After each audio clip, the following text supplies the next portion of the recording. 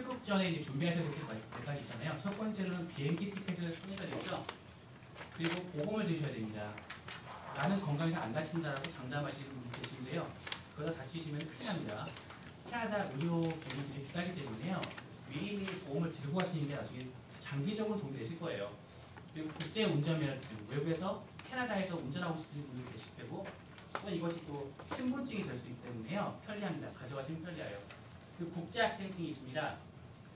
내가 학생이 아닌데, 내가 30살쯤 내가 대학 졸업했는데 이렇게 고민하시는 분이 계시다면 발급할 수 있습니다. 학생만 발급되는 거 아닙니다. 그러니까 발급할 수 있으니까요. 각 대학들 가면 발급해 주는 데가 있습니다. 거기 발급하시면 될 것 같고요.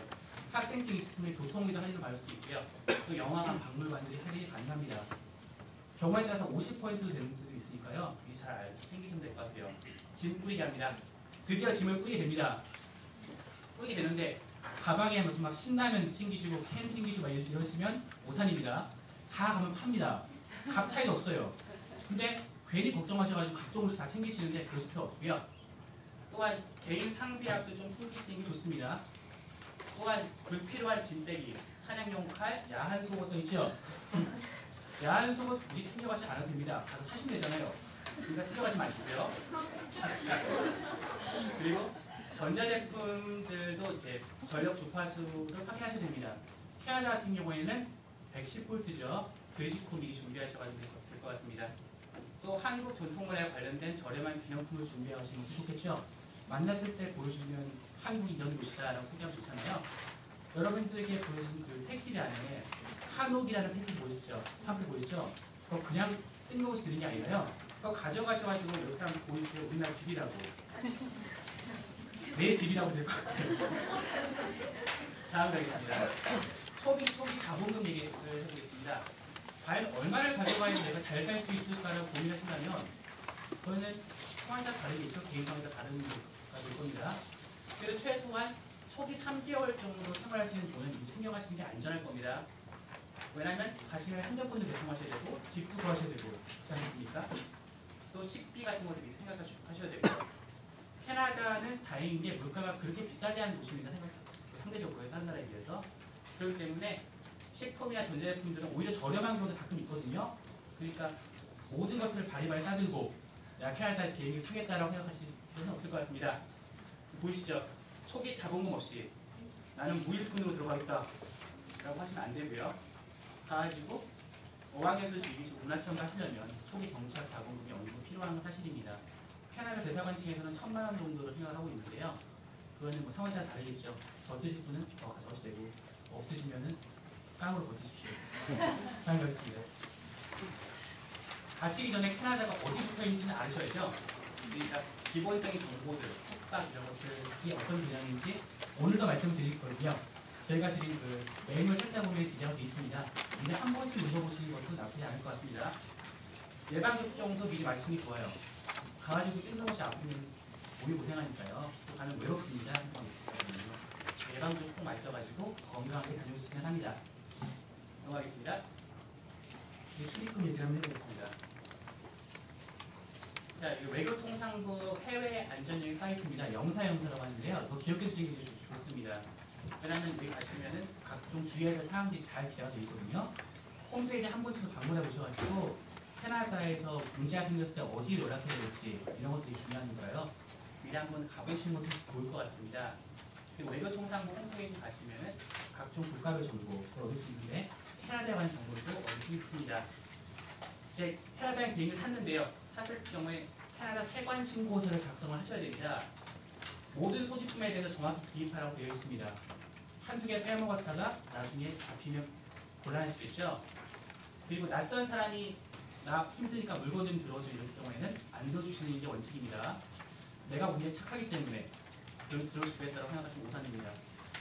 가끔씩 마약을 옮기는 경우도 있습니다. 본인이 뜻하지 않게 그런 거에 연루된다면 캐나다 생활 처음부터 꼬이게 되겠죠? 그러시면 안 됩니다. 이게 세관신고서입니다. 모양잘 기억해 두시고요. 자, 이름, 국적, 전문국은, 집 주소 전문국은, 성명 같은 것들 잘 보시면 나중에 비행기에서 작성하게 되실 겁니다. 자, 캐나다 입국합니다. 이제 입국하는데 입국 심사대에서 이제 물어보시겠죠. 그리고 캐나다분이 목적이 뭐냐고 물어볼 겁니다. 이때 대답 못 하셔가지고 창피함을 겪지 마시고요. 미리 좀 생각 좀 해보세요. 내가 무슨 말을 할지. 그리고 워킹홀리데이라고 말하면 대부분 알아듣습니다. 지나치게 발음 굴리셔가지고 못 알아듣게 하면 안 됩니다. 또박또박 말씀하셔야 돼요. 그리고 정 힘드시면 밝은 미소로 하십시오. 있는 사람한테 참지 않습니다. 밝게 웃으시면 됩니다. 그리고 세관 검사해야 됩니다. 반입 금지품이 좀 있습니다. 그거 미리 한번 확인하셔야 돼요. 저희 그 매뉴얼 책자에도 기록되어 있는데요. 예를 들어서 액체 용기 같은 경우에 정해진 양이 있거든요. 입국하실 때요. 여자분들 같은 경우에 내가 캐나다 가면 화장품이 비싸다는데 비싼 화장 저희 무슨 뭐 스킨 같은 거 왕창 챙겨왔다 대용량으로 필려 써야 되니까요. 다 잡힙니다. 그리고 다 뺏깁니다. 미리미리 용량 확인하셔가지고 이 정도까지는 되겠다. 그거 미리미리 고려하셔야 돼요. 나중에 뺏기면 500만 원짜리 샀는데 아깝지 않습니까? 그리고 정 안 되시면 한국어 통역 부르십시오. 캐나다 워낙 많이 가니까요. 한국어 통역하시는 분 있습니다. 가지고 코리안 인터프리터 플리즈 또박또박 말씀하시면은 와서 도와주실 겁니다. 넘어가겠습니다. 그리고 도착을 하시면 공항에 한국에 앉는 지체자들이 꽤 있거든요. 그러니까 그 캐나다 도착하신 다음에 바로 공항을 뛰쳐나가지 마시고 좀 돌아다니다 보시면 각종 전단이 많이 있습니다. 좋은 정보가 될 테니까요. 한국 한번 챙겨가시는 게 좋습니다. 목적지, 공항에 내린 다음에 목적지를 이동하실 텐데요. 토론토를 기재한 이유는 토론토를 제일 많이 가기 때문입니다. 한국에 워홀러가 많이 살고 있고요. 또 한국 식당 관련 일자리가 많으니까요. 토론토는 꼭 한번 가보아야 될 장소가 아닌가라는 생각이 듭니다. 나는 캐나다 가서 한국 사람하고 어울리지 않아야지 라고 생각하시면 오산입니다. 도와줄 사람은 한국 사람밖에 없을 겁니다. 또 일자리 구하시는 거, 영어가 딸릴 경우에는 구할 수 있는 일자리가 그렇게 많지는 않겠죠. 한국인 식당에서 일하는 것도 나쁘지 않습니다. 내가 가서 접시나 닦으러 온 게 아닌가 라고 생각하시면 맞습니다. 그런 것도 하셔야 됩니다. 네, 넘어가겠습니다. 교통편들이 이렇게 있죠. 공항에 내시면 이제 공항버스를 타시기도 하고 택시도 탈 수 있고 렌터카 탈 수 있습니다. 본인의 경제적인 능력에 맞춰서 이동하는 게 제일 좋겠죠. 돈 없는 렌터카에서 타시면 곤란합니다. 다음 가겠습니다. 드디어 캐나다에 도착했습니다. 수기 정착을 해보죠. 캐나다에서 이용할 수 있는 숙박시설들인데요. 한 4가지 정도로 뽑아볼 수 있습니다. 첫 번째가 유스 호스텔이겠죠. 나는 호텔에서 묵어야지. 묻혀줍니다. 하지만 경제력을 생각했을 때 유스 호스텔에서 묵혀야 되겠죠. 대도시에서 저렴한 비용으로 임시로 치료할 수 있는 가장 좋은 장소가 생각됩니다. 보통은 빈방들이 있는데요. 성수기 때는 빈방이 좀 없으니까 미리 예약을 하셔야 됩니다. 숙박료가 1일 단위고요. 6인실 기준으로 1인당 20 캐나다 달러입니다. 여기 보시면 공동생활을 되어 있잖아요. 한 방에 6명, 뭐 많이 좀 10명도 같이 2층 침대 방식으로 생활하게 되는데요. 가끔씩 남녀 구분이 없어요. 사실 남녀 구분 없이 그냥 오는 대로 갔습니다. 이러시니까 남자분들께서 잘됐다. 난 유스 호스텔에서 묵겠다라고 생각하시는데 뭐 좋을 수도 있지만 그렇게 여건이 또 그렇게 좋은 것만은 아닙니다. 그리고 또 뭐 여자분하고 처음 본 여자분하고 같이 방을 쓰게 되면 좀 불편한 것도 있으니까요. 너무 좋게만 생각하지 마십시오. 자, 가장 주의하셔야 될 거는 물품 분실입니다. 방을 같이 쓰기 때문에요.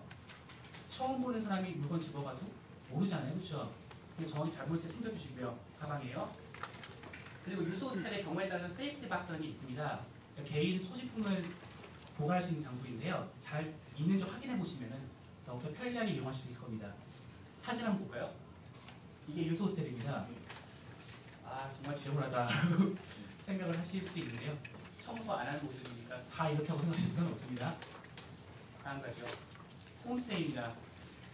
어학을 배우시고 싶으면 홈스테이를 추천하면 합니다. 왜냐하면 캐나다 가족들과 같이 생활하다 보면 나도 모르게 캐나다에 대해서 더 잘 알 수도 있고요. 또 실제로 캐나다 가족들과 함께 무슨 뭐 개를 같이 몰고 다니면서 이런 거 꿈꾸시잖아요. 보시면은 하숙과 비슷한 개념인데요. 가격은 좀 비쌉니다. 당연히 비싸겠죠. 함께 사는 사람들이 신원 확인을 꼭 하셔야 됩니다. 보실 때요. 테러분과 같이 방을 쓰고 있잖아요. 확인을 하셔야 되고요. 홈스테이 하시는데 그 안에서 지나치게 흡연하시면 주인집이 당연히 싫어하겠죠. 쫓겨납니다. 그러니까 나가서 흡연하시면 될 것 같고요. 지나친 음주 금지입니다. 안에서 술 만땅 드시면 안 됩니다. 적당히 드시고요. 그리고 친구를 초대할 경우에는 미리 주인집에 허락 맡아야 되겠죠. 이건 상식적인 질문이라고 생각됩니다. 사진 한번 볼까요? 홈스테이 했습니다. 아까랑 너무 비교되죠? 아까 남자들이 많이 묵던 그 리조트이고 여자가 그 말이에요. 그러니까 좀 다르죠, 환경이요. 하지만 내 방이 다 이렇게 생각하면 못합니다. 쉐어하우스 가죠. 일반 주택을 렌트를 해가지고요. 여러 사람이 같이 방을 쓰는 개념입니다. 홈스테이에 비해서는 당연히 자유롭겠죠. 그렇죠. 주인집 눈치를 볼 필요가 없으니까요. 그리고 보통 영어학원이나 캐나다 일자리 현장에 가까운데 홈스테이 하시고 쉐어하우스 하시는 분들이 많이 계세요. 그러니까 어학연수 기간에는 쉐어하우스에 묵혀도 괜찮을 것 같다는 생각이 듭니다. 나머지 내용 읽어보시면 될 것 같고요. 넘어가겠습니다. 렌트할 수도 있습니다. 개인적으로 추천하지 않지만은 여유가 되시면 렌트할 수도 있겠죠, 방을요.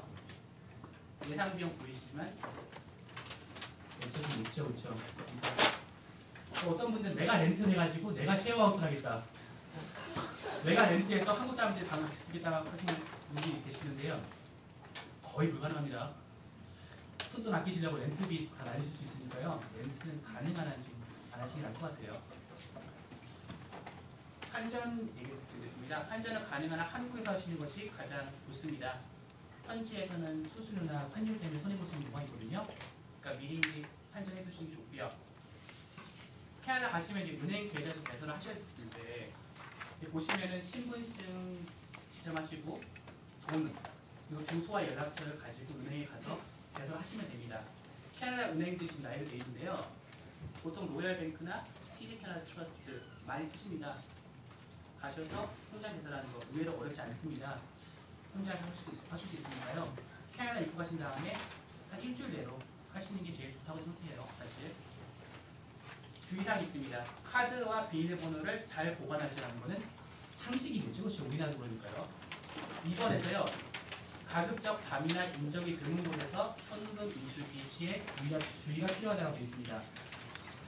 최근에요. 이런 비슷한 경우가 있었습니다. 현금 인출기 보고 있다가요. 비밀번호 알아가고 카드 뺏어가지고 그런 경우가 있었거든요. 그러니까 가능한 한 으슥한 곳은 안 가시는 게 좋겠죠. 근데 보통 으슥한 곳 가는 경우가 밤에 놀다가 으슥한 데 가시잖아요. 그러니까 가능한 한 일찍 주무시는 게 좋을 것 같습니다. 다음 가지요. 은행 계좌입니다. 신분증 주차하시고 은행 가시면 되고요. 접수대 가셔서 나 통장 만들고 싶다는 경우를 보시면서 하세요. 그리고 은행에 제시하는 신청서를 꼬박꼬박 작성하시면 됩니다. 담당직업을 얘기해서 나는 어떤 종류의 통장 만들고 싶다는 걸 전하고요. 그 다음에 그러고 나면은 직불카드와 임시 개인 수표 등을 바로 받게 됩니다. 그러면 3시간 후부터 사용하실 수 있어요. 카드를 받으시면은 HND에 넣어가지고 확인해 보십시오. 입금제로 됐는지요.